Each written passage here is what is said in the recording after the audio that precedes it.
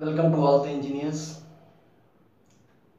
Last class में हम लोग लॉसेस इन डीसी मशीन के बारे में पढ़े कि जो लॉसेस हैं उनको बेसिकली 3 ग्रुप्स में बांटा गया है। No load rotational loss, ohmic loss और stray load loss. No load rotational loss में कोर लॉस और मैकेनिकल लॉस आता है ना। कोर लॉस के अंदर eddy current loss, hysteresis loss है। मैकेनिकल लॉस के अंदर आपको फ्रिक्शन एंड विंडेज लॉस है। फ्रिक्शन के अंदर ब्रश फ्रिक्शन और बेयरिंग फ्रिक्शन है। ओमिक लॉस में एक आर्मेचर सर्किट ओमिक लॉस है, आई स्क्वायर आर ए।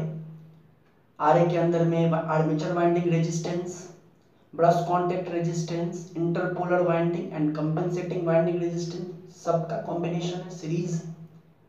और फील्ड ओमिक लॉस में जो फील्ड वाइंडिंग है उसका ओमिक लॉस है। और स्ट्रे लोड लॉस में 2 लॉसेस हैं, एक है स्ट्रे लोड कॉपर लॉस और एक है स्ट्रे लोड कोर लॉस, जिसके बारे में हम लोग आगे पढ़ेंगे। इसके बाद यह भी कहा गया था कि नो लोड रोटेशनल लॉस और स्ट्रे लोड लॉस, इन दोनों को कंबाइन करके रोटेशनल लॉस भी कहते हैं। और कांस्टेंट लॉसेस के अंदर में नो लोड रोटेशनल लॉस और फील्ड ओमिक लॉस, ये दोनों मिलकर के कांस्टेंट लॉसेस बनते हैं।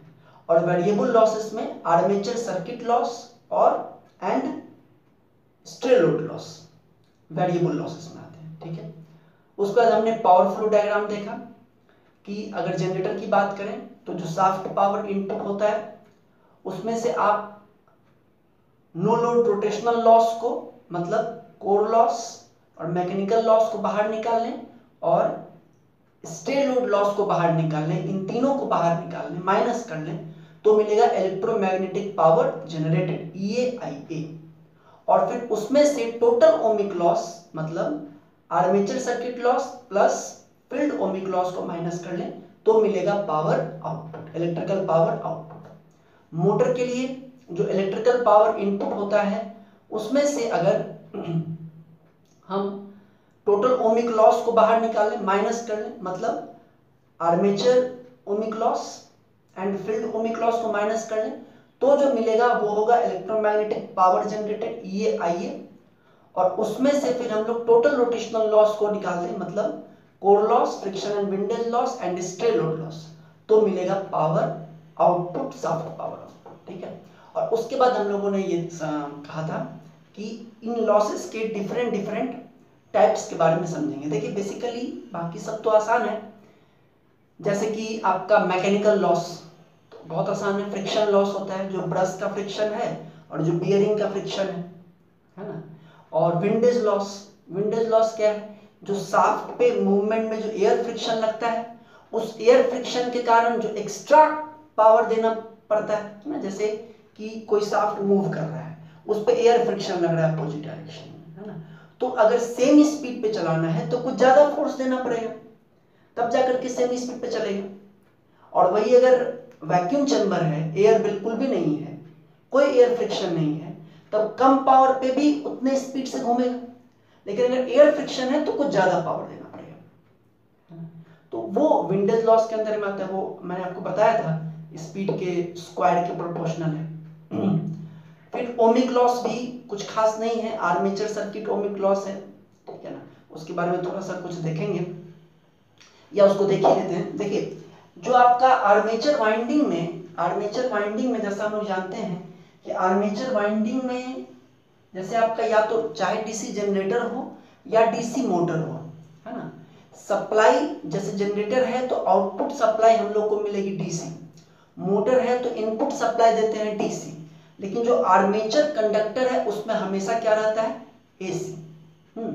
हम लोग जो कैलकुलेशन में जो RA लेते हैं, मैंने आपको बताया था कि इसमें आर्मेचर वाइंडिंग का भी है, ब्रश कॉन्टेक्ट भी है, इंटरपोल भी है, कंपेंसेटिंग भी है।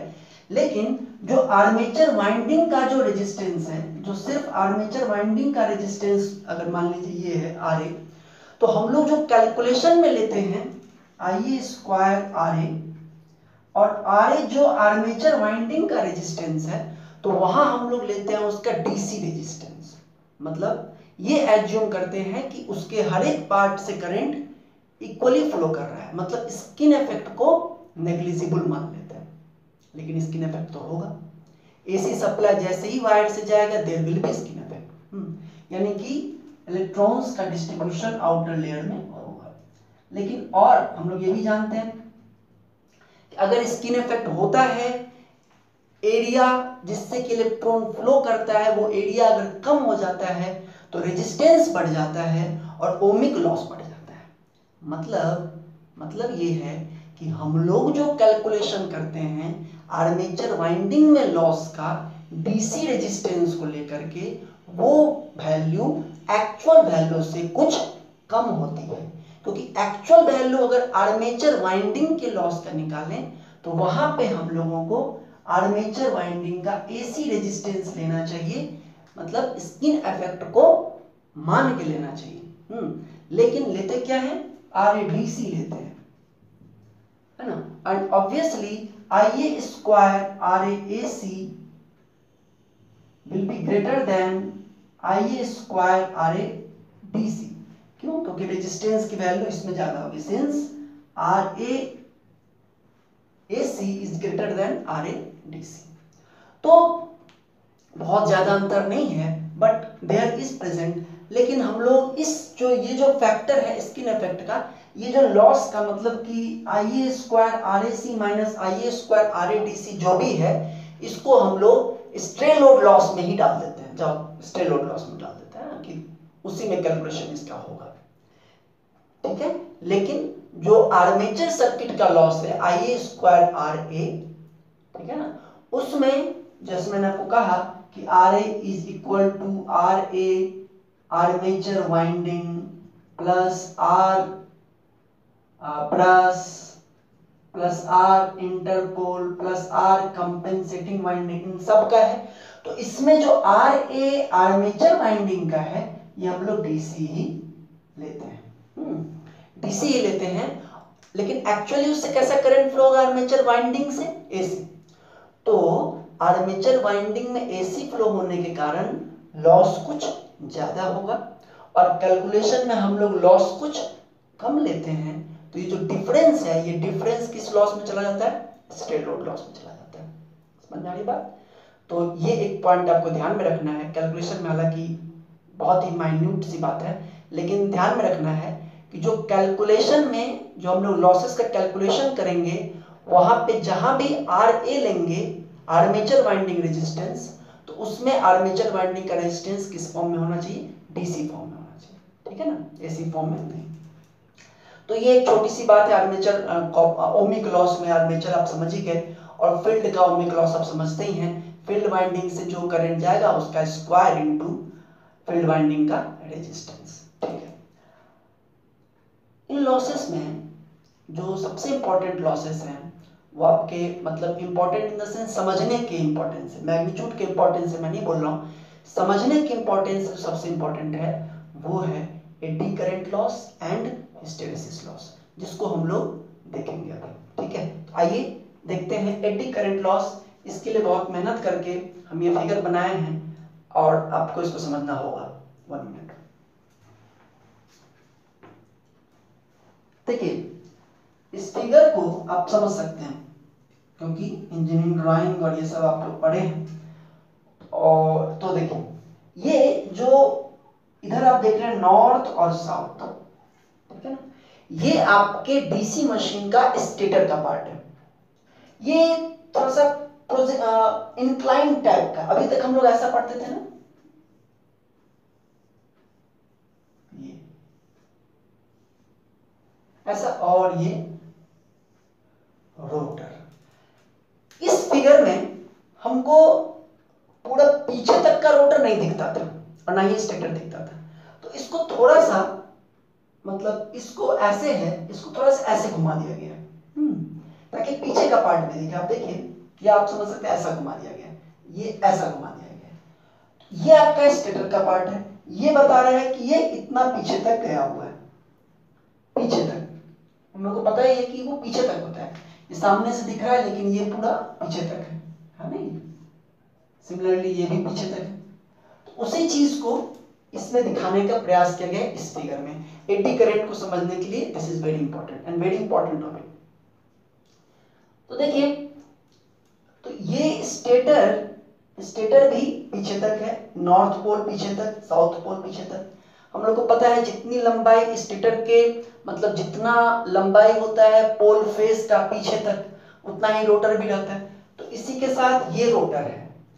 इस रोटर में क्या किए हैं कि ये जो रोटर हम लोग पढ़ते हैं ना, इसके हाफ पार्ट को काट दिया गया है, ठीक है, आधा पार्ट को काट दिया गया दिखने के लिए अंदर जो है। तो इसके हाफ पार्ट को, ये इसका नीचे वाला पार्ट है, ऐसे वाला पार्ट, आधे पार्ट ऊपर वाले पार्ट को काट दिया गया। और ये इसका लेंथ है पीछे तक, है ना, और ये इसका जो कर्वेचर आप देख रहे हैं ना, ये जो ये है वही चीज ये है रोटर, ठीक है। और ये जो बीच का ये जो जगह है, यहीं पर क्या लगता होगा, शाफ्ट लगता होगा, इसी में तो ऐसे शाफ्ट लगता होगा, ठीक है। और ये शाफ्ट है और इसके नीचे से ऐसे रोटर रहता होगा। तो ये ऊपर वाले पार्ट को समझाने के लिए हटा दिया गया है और शाफ्ट भी निकाल दिया गया है बाहर, नथिंग, सिर्फ ये है और ये रोटर है इस तरह से। यहाँ पर ये आप एक कर्वेचर आप रोटर का देख रहे हैं, जो आप समझ में आ रहा होगा आपको। अब तो ये ब्लैक से जो है ये स्टेटर है, ब्लू से जो है ये रोटर है। अब देखिए, ये रेड से जो है ये इस रोटर के अंदर के किसी आयरन के टुकड़े को दिखा रहा है ना, कि इस रोटर के अंदर में कोई आयरन का टुकड़ा, एक पत्ती है ना, ये एक पत्ती टाइप का ये आयरन का एक टुकड़ा है, ये यहाँ से पीछे तक पूरा आयरन का एक टुकड़ा है, ठीक है ना। अब देखिए, जैसे कि नॉर्मल मशीन में ये जो आपका रोटर है, ठीक है ना, अब इसमें जब हम लोग यहाँ फील्ड वाइंडिंग पे जब हम लोग इस पे जब सप्लाई देंगे, यहाँ मान लीजिए नॉर्थ पोल बना, यहाँ साउथ पोल बना, ठीक है ना, तो यहाँ से मैग्नेटिक फील्ड निकलेगा, ऐसे जाता है, हम पढ़ चुके हैं इस तरह से, है कि नहीं, ठीक है। तो ये एक्चुअली होता क्या है कि इस नॉर्थ पोल से निकला मैग्नेटिक फील्ड, यहाँ से नीचे वाला पार्ट हम लोग बनाए, तो ये यहाँ से निकला और इसमें ऐसे होते हुए चला गया। तो ये जो मैग्नेटिक फील्ड के जाने का जो रास्ता है, उसको ये ब्लैक से इस एरो से दिखाया गया कि मैग्नेटिक फील्ड यहाँ से नॉर्थ पोल से आया होगा और ऐसे नीचे से ऐसे, इसमें से यहाँ से ऐसे होते हुए, नीचे से ऐसे होते हुए, यहाँ से ऐसे होते हुए साउथ पोल से निकल जाएगा, ठीक है। मैग्नेटिक फील्ड कैसे जा रहा है, ऐसे होते हुए, ऐसे और ऐसे। सिमिलरली ऊपर में भी ऐसे होते हुए ऐसे निकल जाएगा। ये नीचे ऐसे मैग्नेटिक फील्ड, अब समझने का प्रयास कीजिए पूरा, जैसे कि ये लंबा सा है इधर पोल, एक पोल उधर है, तो यहाँ से मैग्नेटिक फील्ड आया, ऐसे नीचे रोटर में इन किया और यहाँ से होते हुए ऊपर, फिर उधर वाले पोल पे चला गया। उसी को दिखाने के लिए ये ब्लैक लिया गया, ठीक है, समझ में आ रहा है। और ये जो रेड है, ये ये पूरा आयरन है, रेड के अंदर पूरा का पूरा आपके रोटर का ही आयरन है। और एक और बात, अभी हम लोग रोटर को अनलैमिनेटेड मान रहे हैं, लैमिनेटेड नहीं है, पूरा पूरा आयरन का टुकड़ा है सिलेंड्रिकल, जिसके बीच में से शाफ्ट निकाल दिए, ऊपर से आधा काट दिए, इस तरह से। अब सोचिए, ये जो मैग्नेटिक फील्ड यहाँ से जा रहा है, ये इस सरफेस से भी पास करेगा, जितना मैग्नेटिक फील्ड जा रहा है इस सरफेस से पास करेगा। कैसे, यहाँ से जाएगा फिर निकल के इस तरह से, मतलब ये जो ऐसे जो सरफेस है उसके बीच का एक छोटा सा पार्ट हम ले लिए, जैसे कि ये कॉपी है ना, तो ये जो कॉपी है, ये रोटर बीच से शाफ्ट को निकाल दिए, ये रोटर का नीचे वाला पार्ट है, ठीक है। मैग्नेटिक फील्ड कैसे जा रहा होगा, इसमें से ऐसे, यहाँ हर जगह से, हर एक जगह से इन किया होगा, ऐसे ऐसे ऐसे, और इसमें से हर एक जगह से होते हुए, अंदर से होते हुए पूरा का पूरा ऐसे अंदर से होते हुए फिर यहाँ से बाहर निकल जाएगा, ठीक है। और रेड वाला पार्ट क्या है, रेड वाला पार्ट वही है, यहाँ ये यहाँ से ये मान लीजिए पतला सा है कि यहाँ ये लिए छोटा सा, और ये यहाँ जैसे सपोज मान लीजिए कि हम यहाँ से काट लें ऐसे चाकू से और ऐसे, ठीक है, और इधर भी, और पूरा यहाँ से यहाँ तक काट लें, तो एक पतला सा एक ब्लॉक निकल जाएगा ना, यहाँ से अगर काट लें ऐसे तो एक ब्लॉक निकल जाएगा, ऐसा रेक्टेंगल टाइप का। नहीं, यहाँ से काट दिए, यहाँ से काट दिए, पूरा इधर भी काट दिए, इधर भी काट दिए, और इधर भी काट दिए, तो यहाँ से पूरा ये निकल जाएगा, ये आधा इधर रह जाएगा, आधा इधर रह जाएगा, मतलब कुछ पार्ट इधर कुछ, और बीच का पार्ट बाहर निकल जाएगा। वो जो छोटा पार्ट है वो ये रेड वाला है, यानी कि उस रेड वाले से मैग्नेटिक फील्ड ऐसे जा रहा होगा। क्लियर? अब देखिए, अब समझते हैं, ये तो कंस्ट्रक्शन जो ये फिगर है वो हम समझाने का प्रयास किए। अब समझते हैं कि एडी करंट लॉस क्या है। देखिए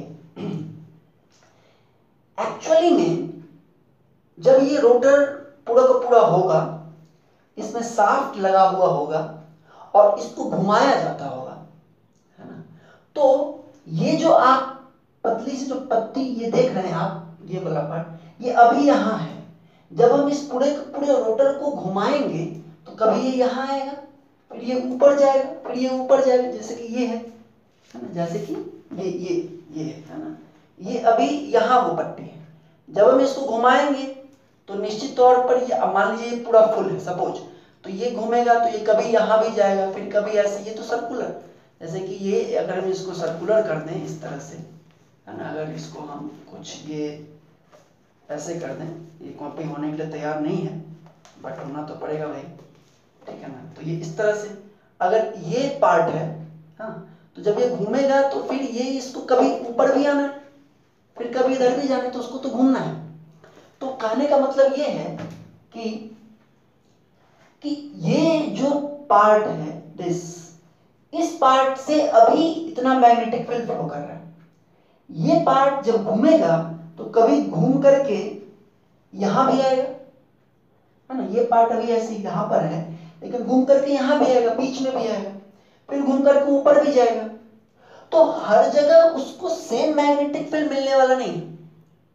हर जगह सेम मैग्नेटिक फील्ड, यहां पर इतना मैग्नेटिक फील्ड इससे पास कर रहा है, जब ये मूव करके यहां पर आएगा इस पोजीशन पर, यहां पे सपोज, तो यहां पर तो मैग्नेटिक फील्ड ऐसे बढ़ता है ना, ये तो मैग्नेटिक फील्ड, तो यहां पर तो इससे कोई मैग्नेटिक फील्ड ही नहीं पास करेगा, फिर ऊपर जाएगा तो फिर होगा, फिर जब यहां पर आएगा तो फिर कोई कुछ नहीं, सीधे ऐसे ऊपर से निकल गया, नीचे से निकल गया, है कि नहीं।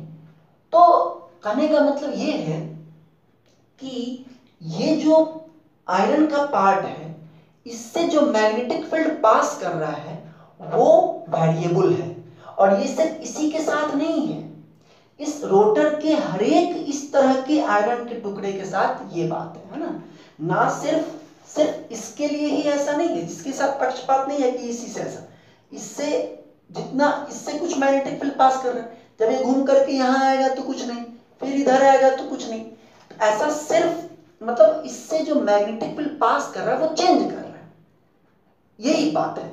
एडी करंट का बेसिक यही है। एडी करंट क्यों होता है? Eddy current is possible only if a conductor passes through या interacts with changing magnetic field।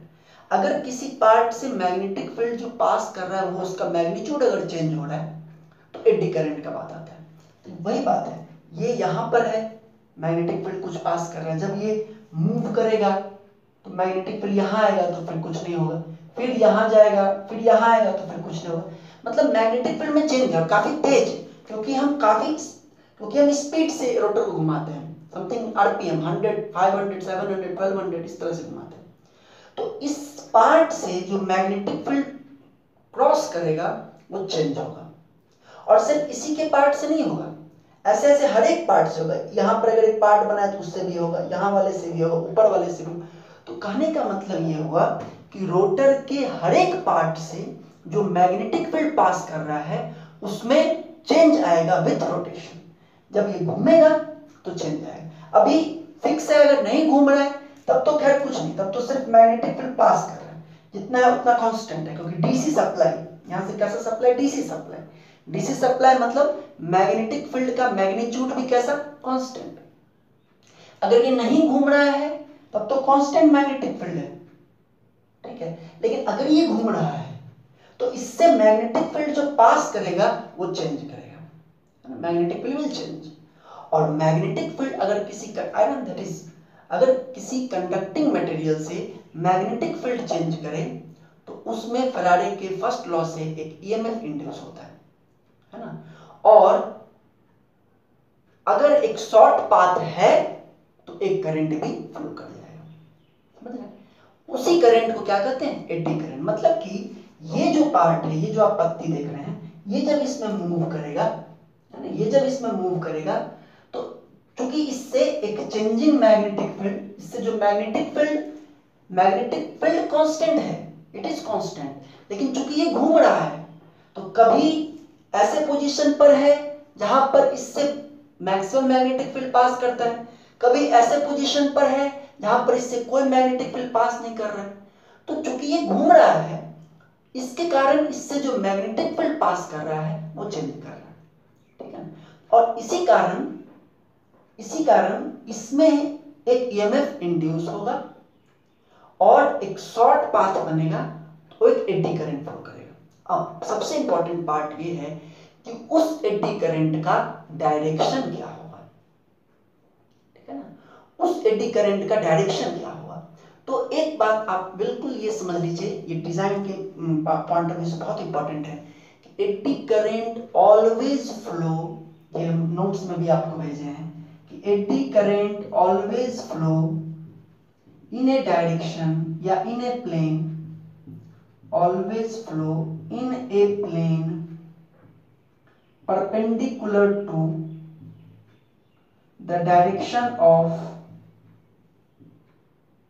magnetic field। Eddy current जो प्रोड्यूस होगा वो हमेशा ऐसे डायरेक्शन में फ्लो करेगा जो कि मैग्नेटिक फील्ड के परपेंडिकुलर हो, या ऐसे प्लेन में, ऐसे डायरेक्शन उसका ऐसे प्लेन में होगा, ऐसे डायरेक्शन में होगा, प्लेन छोड़िए, ऐसे दैट इज प्लेन, लेकिन समझने के लिए उसका हमेशा डायरेक्शन ऐसा होगा जो कि मैग्नेटिक फील्ड के परपेंडिकुलर होगा, मैग्नेटिक फील्ड के हमेशा परपेंडिकुलर होगा। तो वही बात यहां पर समझनी है आपको, और आप खुद ये सोचेंगे कि मान लीजिए ये मूव कर रहा था, इसमें एडी करंट को डेवलप होना है, इसी एलिमेंट की बात कर रहे हैं, इसी एलिमेंट की बात कर रहे हैं, इसमें एडी करंट को फ्लो करना है। सपोज कि ये जो एलिमेंट है, ये जो एलिमेंट है, ये पूरा का पूरा यही एलिमेंट है, ठीक है ना, ये कॉपी, ये पूरी की पूरी, ये यहां से हम निकाल के इसको बाहर ऐसे करेंगे।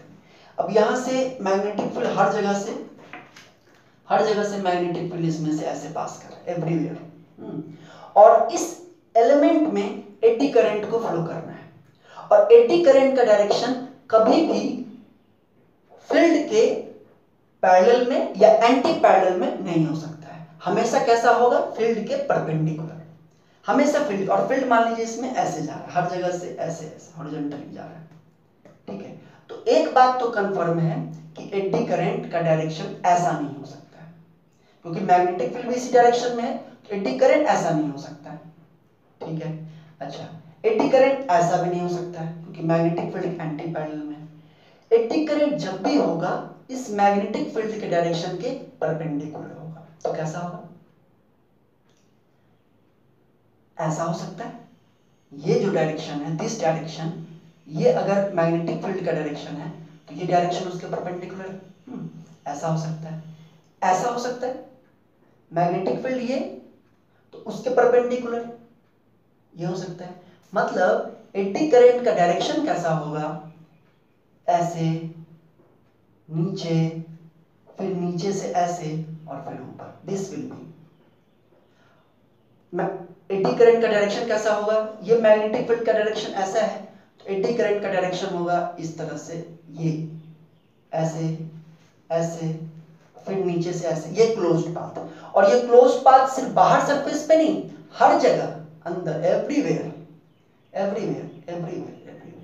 तो कहने का मतलब ये है एडी करंट का डायरेक्शन कैसा होगा? तो ये इस तरह से, this is the direction of eddy current. और सिर्फ ऐसा नहीं कि सिर्फ बाहर, एवरीवेयर,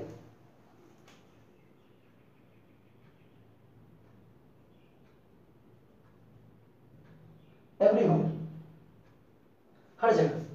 और ये बीच वाला बना के थोड़ा कंफ्यूजन हो जाएगा, ठीक है। और इसका भी डायरेक्शन, और ये सिर्फ इस एलिमेंट में नहीं, हर एलिमेंट में, ऐसे जितने एलिमेंट होंगे यहां है, हर जगह। अब देखिए यहीं से अगर आप ये समझेंगे तो आप यहीं से समझेंगे कि एडी करंट लॉस को कम कैसे किया जाए। तो बेसिकली बात ये हुई कि हर एक एलिमेंट जब इसमें मूव करता है तो जो मैग्नेटिक फील्ड उससे पास करता है, उस मैग्नेटिक फील्ड का, क्योंकि ये मूव कर रहा है इसलिए जो मैग्नेटिक फील्ड इससे पास कर रहा है उसका मैग्नीट्यूड चेंज होता है और उसके कारण इसमें एक एडी ईएमएफ जनरेट होता है और एक शॉर्ट पाथ मिलने के कारण एडी करंट फ्लो करता है। अब एडी करंट का डायरेक्शन हमेशा मैग्नेटिक फील्ड जो उससे पास कर रहा है उसके परपेंडिकुलर होगा। तो मैग्नेटिक फील्ड इसमें इस तरह से पास कर रहा है, ऐसे पास कर रहा है या ऐसे जा रहा है, तो ऐसे जा रहा है तो उसके परपेंडिकुलर होने के लिए उसका डायरेक्शन कैसा होगा, ऐसे ऐसे ऐसे ऐसे, दैट इज ऐसे ऐसे ऐसे ऐसे। और ये एडी करंट ये सिर्फ सरफेस पर ही नहीं होगा, अंदर में भी होगा और हर एक ऐसे सैकड़ों हजारों लाखों एलिमेंट्स और करोड़ों एडी करंट पाथ बन जाएंगे।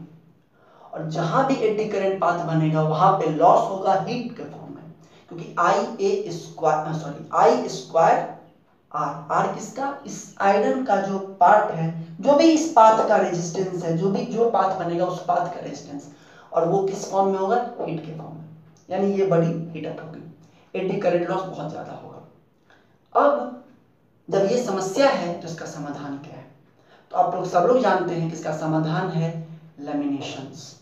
लैमिनेशन के पीछे जो बेसिक कंसेप्ट है वो ये है कि हम लोग एडी करंट को कम करना चाहते हैं, बेसिक बात यही है।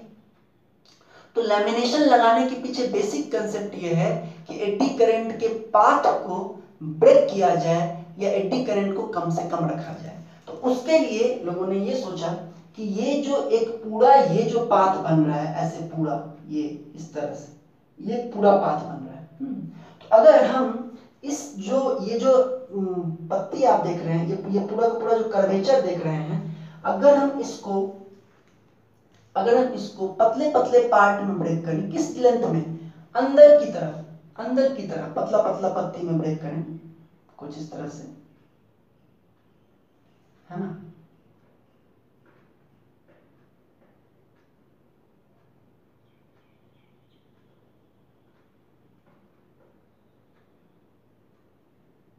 ये फिर एक और मान लीजिए हम लेते हैं,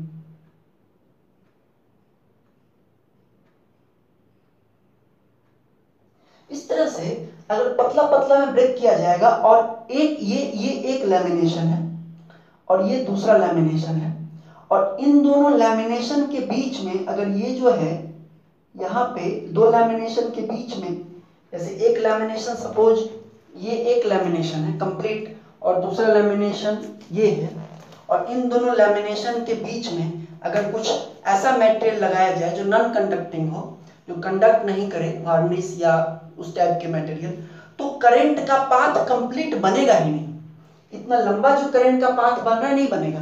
करंट का पाथ कैसा बनेगा, अगर हम एक लैमिनेशन ये ले रहे हैं सपोज ऐसे, जैसे ये है वैसे एक लैमिनेशन ये ले रहे हैं, तो करंट का पाथ कैसा बनेगा, ये इधर, फिर आगे तो जा ही नहीं सकता है, आगे तो ये एक और लैमिनेशन है, लेकिन इन दोनों के बीच में क्या है, वार्निश है, तो ये करंट का पाथ कैसा बनेगा, इधर जाएगा, है ना, इधर, फिर ऐसे नीचे, फिर ऐसे ऐसे, ये ऐसा ही रह जाएगा।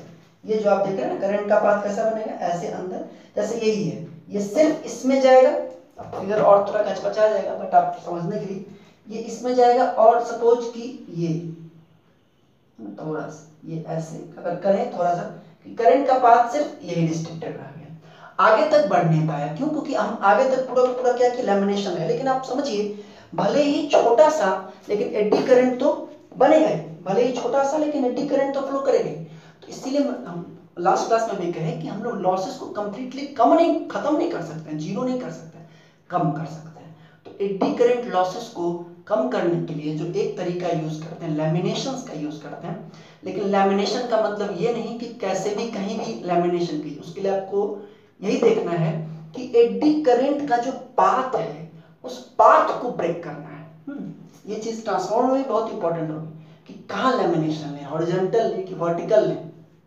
तो ध्यान ये देना है कि एडी करंट का जो लॉन्गेस्ट पाथ है, जो लॉन्गेस्ट करंट का पाथ है उसको ब्रेक करना है। यहाँ पर ये पीछे तक था, है ना, ये अगर रोटर है तो इसके पीछे तक ऐसे बन रहा था एडी करंट, ऐसे जा रहा था, है ना, ऐसे बन रहा था पूरा पीछे तक ऐसे, और उसके बाद फिर अंदर से फिर ऐसे, यही तो था, ये अंदर से फिर ऐसे बन रहा था। तो हमने क्या किया कि इसको ब्रेक कर दिया खीरा की तरह, जैसे खीरा कंप्लीट है उसको हमने cut cut cut cut cut cut खीरा ये कर दिया, और फिर सब ऐसे हो गए। तो वो कंप्लीट पाथ नहीं बन जाएगा, बस थोड़ा सा ऐसे नीचे राउंड ऐसा, तो वो तो रहेगा ही, लेकिन हमने एक कंप्लीट पाथ को ब्रेक कर दिया।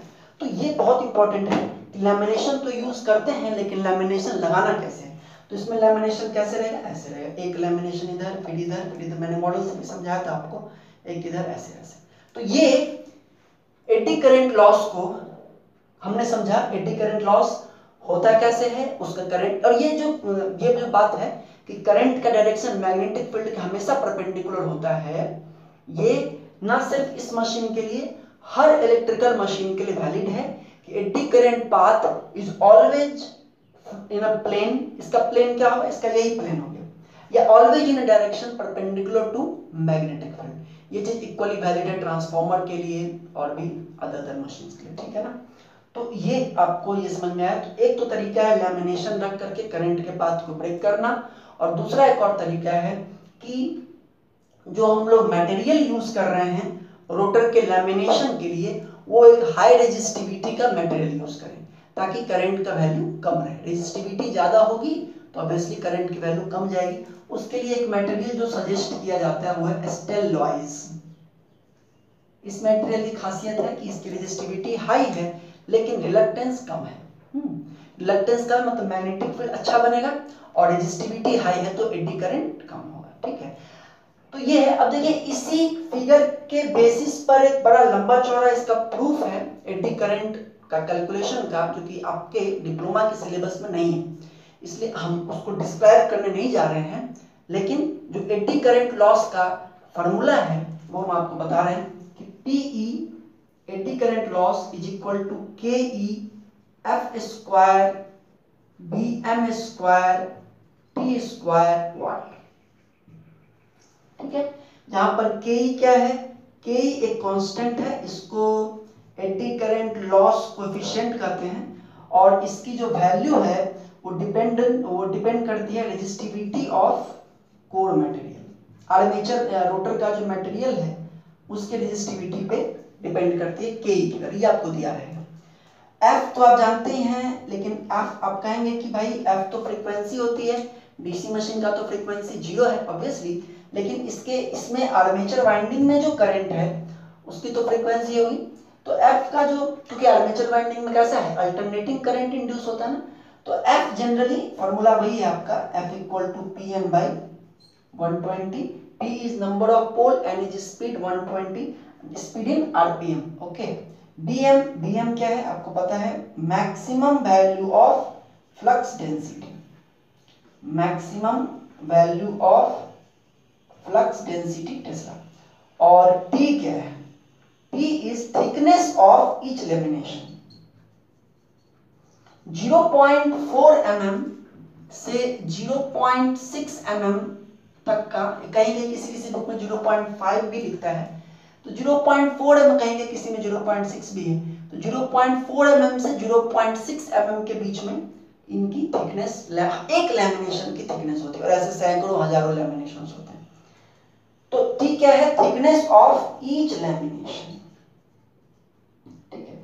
तो ये फॉर्मूला, इसको न्यूमेरिकल्स में तो जनरली यूज है नहीं, लेकिन कंपटीशंस में डायरेक्ट फार्मूला का यूज है, प्रोपोर्शनल टू क्या है और क्या, ठीक है ना।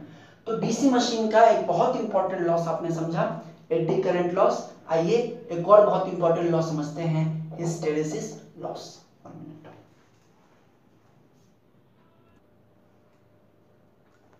हिस्टेरेसिस लॉस, डीसी मशीन के हिस्टेरेसिस लॉस को समझने से पहले हम एक बेसिक चीज समझें कि सपोज मान लीजिए एक बार मैग्नेट है, नॉर्थ साउथ, ठीक है, और इसके बगल में अगर हम कोई एक कांटी रखें, तो हम सब जानते हैं कि बहुत बड़ा हो गया कांटी, पतला सा, तो हम सब जानते हैं कि ये अट्रैक्ट हो जाएगा।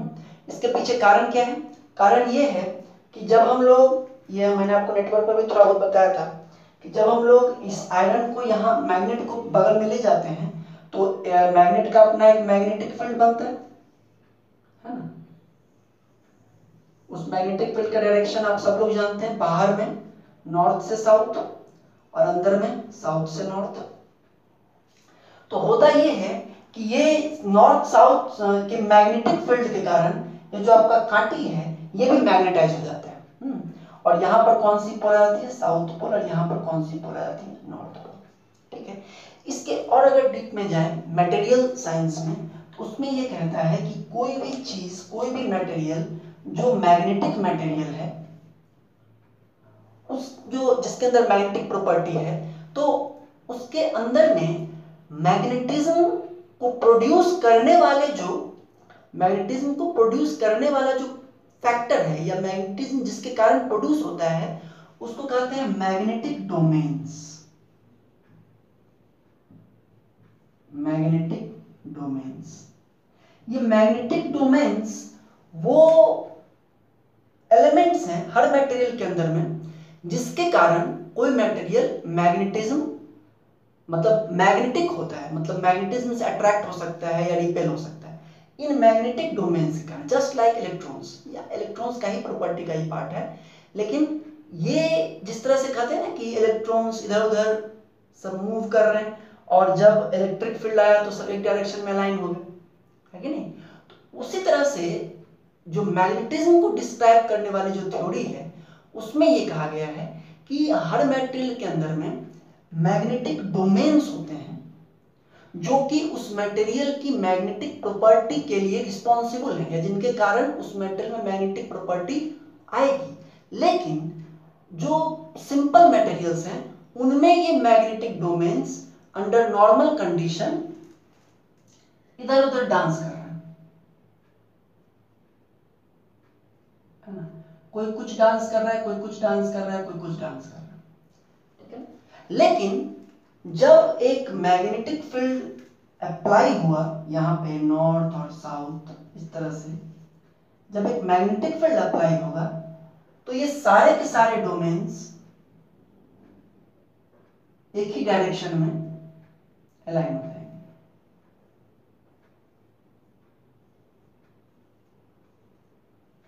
किसके डायरेक्शन में, मैग्नेटिक फील्ड के डायरेक्शन में,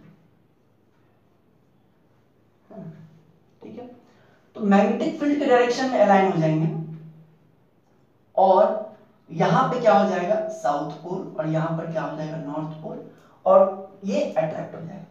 अगर इसी को मैग्नेट को अगर हम इधर रख दें नॉर्थ साउथ, अब क्या होगा, अब तो मैग्नेटिक फील्ड का डायरेक्शन ऐसे है, ऐसे इस तरफ।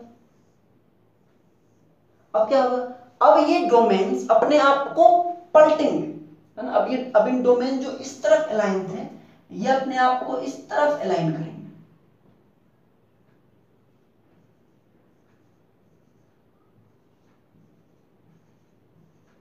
और यहां पे बनेगा साउथ, यहां पे बनेगा नॉर्थ, और फिर अट्रैक्ट होंगे। मतलब कि अगर हम मैग्नेट को यहां से यहां ले गए तो मैग्नेटिक डोमेन ने अपना मूवमेंट का या अलाइनमेंट का डायरेक्शन ऐसे से ऐसे किया। अब इस प्रोसेस में मैग्नेटिक डोमेन्स का अलाइनमेंट इस डायरेक्शन से हुआ पहले, उसके बाद फिर ऐसे हुआ, तो बीच में आपस में कुछ कॉलिजन हुआ होगा ऑब्वियसली, इधर से फिर इस तरफ मूव होने में ऑब्वियसली कुछ कॉलिजन हुआ होगा आपस में। तो इस कॉलिजन के कारण कुछ हीट जनरेट होता है ना। दैट हीट, जो हीट लॉस है, वही हीट लॉस आपको हिस्टेरिसिस लॉस कहा जाएगा। समझ में आ रही बात। अब इसको देखते हैं कि आपके डीसी मशीन में ये कैसे अप्लाई होता है। देखिए डीसी मशीन में जैसा चाहे मोटर हो या जनरेटर हो, हम लोग जानते हैं कि there is a pole, pole core, pole shoe, ये इस तरह से, और इधर भी, है ना, और बीच में आपका रोटर, ठीक है। सपोज ये नॉर्थ पोल है, ये साउथ पोल, ठीक है ना। अब देखिए इस हमको पता है कि ये पूरा पीछे तक है, सब कुछ सही है। इस रोटर का अगर कोई एक हम छोटा सा कोई एलिमेंट लें, ये मान लीजिए सरफेस का ही कोई एलिमेंट है, और इसके इस पार्ट को नाम दे ए और इस पार्ट को नाम दे बी। ध्यान से समझिए, कोई इस रोटर का कोई भी एक एलिमेंट छोटा सा ले लिए, या मान लो पीछे तक, ये भी पूरा पीछे तक है, पूरा का पूरा रेक्टेंगुलर, ये भी पीछे तक है, जैसे ये रोटर पीछे तक है वैसे ये एलिमेंट भी पीछे तक है, ठीक है, पूरा पीछे तक है। और हर जगह ये इस पूरे सरफेस को ये मान लिए, इधर इसको भी मान लिए, ठीक है। अब देखिए, अब मैग्नेटिक फील्ड का जो डायरेक्शन है वो तो इस तरह से है, जिस तरह से कांटी जो हम लोग एग्जांपल दिए कि नॉर्थ यहाँ था, तो नॉर्थ के जस्ट बगल वाला किस तरह से पोलराइज हुआ, साउथ, और दूर वाला नॉर्थ। उसी तरह से इसके अंदर के भी जो डोमेन्स हुए, यहाँ से मैग्नेटिक फील्ड ऐसे गया होगा, ये मैग्नेटिक फील्ड इस तरह से गया होगा ना, ऐसे फिर ऐसे जाएगा, तो जो मैग्नेटिक फील्ड इधर से गया होगा वो इसके डोमेन्स को इस डायरेक्शन में अलाइन कर दिया होगा, और यहां बन गया होगा साउथ और यहां बन गया होगा नॉर्थ। अब क्योंकि ये मूव कर रहे हैं तो ये मूव करेगा, जब ये मूव करेगा तो जब मूव करके जब ये पार्ट जब यहां पर पहुंचेगा तो ये एलिमेंट हो जाएगा वर्टिकल, कुछ ऐसा, ए ऊपर बी नीचे, जब ये मूव करके यहां पहुंचेगा तो वर्टिकल, और वर्टिकल है कुछ ऐसा वर्टिकल, ये कुछ ऐसा वर्टिकल, और वर्टिकल है, और मैग्नेटिक फील्ड का जो डायरेक्शन है, ये नॉर्थ है ये साउथ है, तो मैग्नेटिक फील्ड का डायरेक्शन तो इधर है, तो मैग्नेटिक डोमेन को भी इस डायरेक्शन में लाइन हो जाना है। क्या इस पोजीशन से इस पोजीशन पर अलाइनमेंट में मैग्नेटिक डोमेन में कुछ फ्रिक्शन होगा? लगता है कि नहीं होगा, क्योंकि अभी भी डायरेक्शन इधर है, अभी भी डायरेक्शन, लेकिन फ्रिक्शन होगा। क्यों? इसको समझने के लिए आप ऐसा समझिए कि मान लीजिए ये जो मार्कर है ये एलिमेंट है, ठीक है, अभी ये एलिमेंट ऐसा है हॉरिजॉन्टल, और इसके अंदर के जो डोमेन्स हैं वो कैसे लाइन है, ऐसे लाइन है, ठीक है, ऐसे लाइन है। अब ये जो एलिमेंट है, ये एलिमेंट मूव करने के साथ जब ये ऊपर जाएगा तो कुछ ऐसा होगा, ये एलिमेंट जब मूव करने क्रम में यहां पे पहुंचेगा ऐसे, तो ये कुछ ऐसा हो जाएगा, ये चीज जब यहां घूमेगी तो कुछ इस तरह से हो जाएगी, ऐसा। अगर डोमेन्स जैसे अलाइंड थे वैसे ही अगर रहते, मतलब जैसा था वैसे ही रहता, तब तो वो नीचे की तरफ रहता है लाइन, लेकिन यहां पर कैसे लाइन है, ऐसे लाइन है, तो इस पोजीशन से ऐसे होने में निश्चित तौर पे कुछ फ्रिक्शनल लॉस हुआ होगा। ये अभी ऐसा था सभी डोमेन्स, जब ये मूव करके ऐसा होगा तो ये तो डोमेन्स तो नीचे की तरफ होना चाहिए। अगर कोई इसमें अगर ये डोमेन्स ने अपना पोजीशन या डायरेक्शन अगर चेंज नहीं किया तो उनका डायरेक्शन होना चाहिए नीचे, लेकिन वो डायरेक्शन है ऐसा। इसका मतलब है कि there must have been some friction, कुछ फ्रिक्शन हुआ होगा आपस में, कोलाइड करके ये लोग अपना ओरिएंटेशन कुछ ऐसा किए होंगे हॉरिजॉन्टल। अब देखिए, अब जब ये मूव करके यहां पे पहुंचेगा कुछ इस तरह से, ये कुछ ऐसा है ना, उसका भी फिगर अगर पहले बनाए कि ये आपका है ना, ठीक है, बनाते हैं तो, और अंदर में सपोज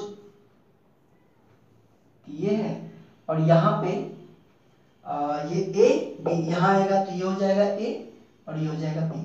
तो मैग्नेटिक डोमेन को कैसे अलाइन होना चाहिए, मैग्नेटिक डोमेन को ये नॉर्थ पोल, यहां से मैग्नेटिक फील्ड ऐसे जाएगा, तो मैग्नेटिक डोमेन को अलाइन होना चाहिए ऐसे। क्या इस पोजीशन से इस पोजीशन तक आने में मैग्नेटिक डोमेन में कोई फ्रिक्शन हुआ? चेक कर लेते हैं। देखिए, जब ये इस पोजीशन में है, ये यहां था, वहां से ऐसे आया, जब ये इस पोजीशन में है तो मैग्नेटिक डोमेन कुछ इस डायरेक्शन में अलाइन है। अब जब ये चीज घूम करके इस पोजीशन में आएगी तो मैग्नेटिक डोमेन को नीचे की तरफ होना चाहिए, जब ऐसे था ऐसे, जब ये घूम करके यहाँ आएगा तो इनको नीचे की तरफ होना चाहिए, लेकिन ये है कैसे, हॉरिजॉन्टल। इसका मतलब इन्होंने अपने पोजीशन को चेंज करके हॉरिजॉन्टल किया होगा, मतलब कि कुछ इनमें आपस में फ्रिक्शन हुआ होगा।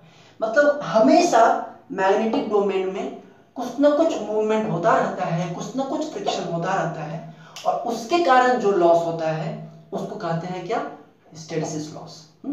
हिस्टेरेसिस लॉस का कारण क्या है, जब आपका रोटर का आर्मेचर इस मैग्नेटिक फील्ड में मूव करता है तो इसकी ये सिर्फ एक एलिमेंट, ऐसे कई सारे एलिमेंट होंगे यहाँ यहाँ यहाँ, और हर किसी में ये बात होगी, हर कोई कभी साउथ पोल के अंदर में आएगा, कभी इस पोजीशन पे आएगा, कभी इस पोजीशन पे आएगा, और उसके मैग्नेटिक डोमेन्स अपने ओरिएंटेशन को चेंज करेंगे और मैग्नेटिक फील्ड के डायरेक्शन में आएंगे, ठीक है, और उस क्रम में उनमें क्या होगा, फ्रिक्शन होगा। ये एलिमेंट यहाँ था, मैग्नेटिक डोमेन ऐसे लाइन थे, जब यहाँ जाएगा तो इनको भी नीचे हो जाना चाहिए, लेकिन नहीं, मैग्नेटिक फील्ड उनको इस तरफ करेगा।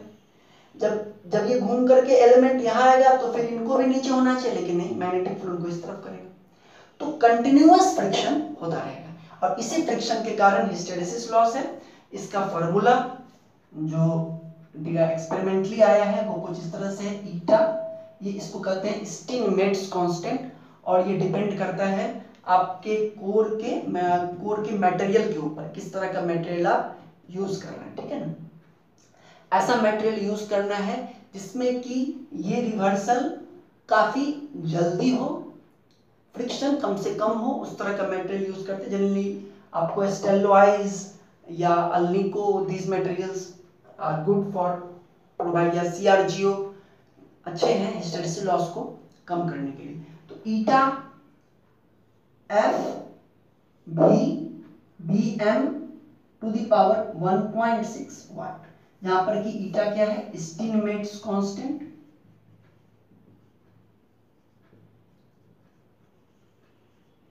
प्रोपोर्शनल टू मटेरियल, किस तरह का मटेरियल यूज करते हैं, F आपको पता ही है, Pm/120, ठीक है। B क्या है, वॉल्यूम ऑफ रोटर कोर, ठीक है, और Bm तो आपको पता ही है, टेस्ला मैक्सिमम फ्लक्स डेंसिटी, ठीक है। तो ये दो बहुत इंपॉर्टेंट लॉसेस हमने डिस्कस किया, एडी करंट लॉस और हिस्टेरेसिस लॉस। इसको आप लोग समझिएगा अच्छे से, और बुक्स वगैरह को तो पढ़िएगा। हालांकि आपको जो नोट्स दिया गया उसमें इन चीज़ों के बारे में बताया गया है, और नेक्स्ट क्लास में हम लोग इसका जो लॉस का लास्ट टॉपिक है एफिशिएंसी, उसको डिराइव करेंगे, मैक्सिमम एफिशिएंसी या कंडीशन, और उसके बाद उस पर कुछ न्यूमेरिकल करेंगे, ठीक है। Thank you very much.